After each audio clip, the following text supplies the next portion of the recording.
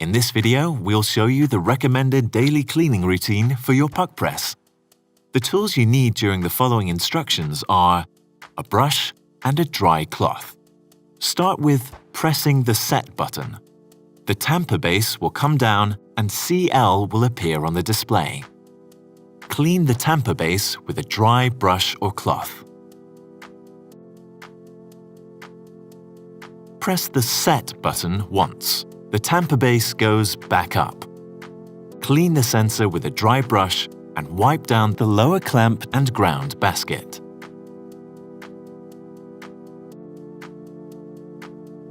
Let's tamp.